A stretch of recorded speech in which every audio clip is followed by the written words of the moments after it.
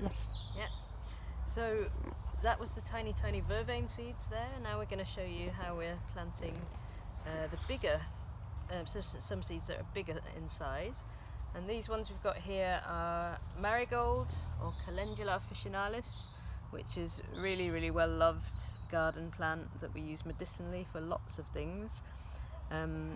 So you can see these amazing shaped seeds. Once you have calendula in the garden, every year when the flowers come, they'll turn into a seed head and produce these seeds which drop back into the soil. So it self-seeds. And Jimena's just told me an amazing thing about these seeds, which you can see they've got this amazing, like, strange curved shape.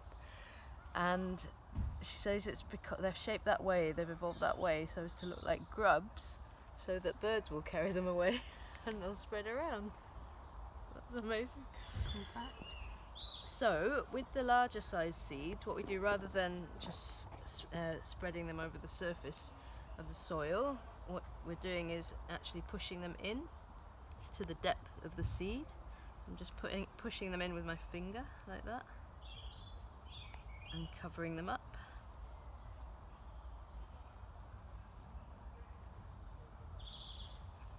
Is that a good distance apart? Yeah. So yeah, so they're inside.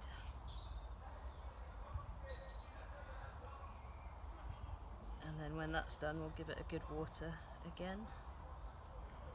What have you used marigolds for, the calendula? So calendula, it's one of the first herbs that you learn about really when you're studying herbalism. It's always been a food herb. So the Romans seemingly called it a pot herb, and they would put the whole plant into the pot to eat it as a vegetable. Medicinally, you've probably used it, some of you yourselves. It's really famous as an external agent for the skin. So the flowers, you can use them, make a strong tea with them and use it as a rinse. For the skin, if you've got any inflammation, it's used for lots of skin conditions like eczema and psoriasis topically. So we infuse the flowers into oil.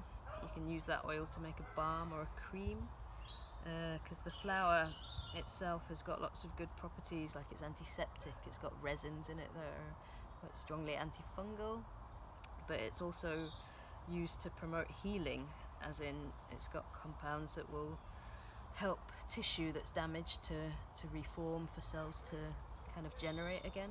So it's used when there's any damage to the skin, across the board really, for all sorts of infection, inflammation, things like sunburn, bites and rashes and stings.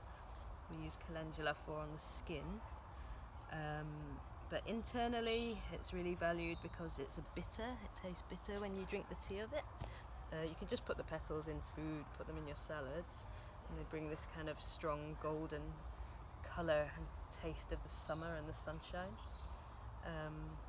But being a bitter, it helps to stimulate all the digestive processes, and it's also quite strongly antimicrobial in the body. So if you've got infection in the body, taking calendula as part of a herbal mix could be helpful. And there's a particular association with the lymphatic system as well. So things like swollen glands and tonsillitis and infections that are causing your body to be a bit slow and sluggish, or for the lymphatic system not to be clearing things as well as it could be. Calendula is really specific for that. Things like urinary tract infections, and any infections that cause a white discharge. Culpeper used to call it the whites.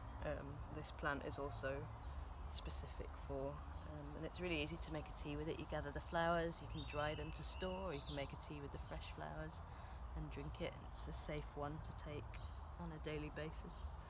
And it's called calendula because it's famous for flowering every kind of almost all throughout the year. So calend is the calendar month, and it was referring to how the flowers were kind of open early on in the year right through to the winter. But now is their time. You're probably seeing a lot of them around, and they're really joyful plants, aren't they, with their bright colour.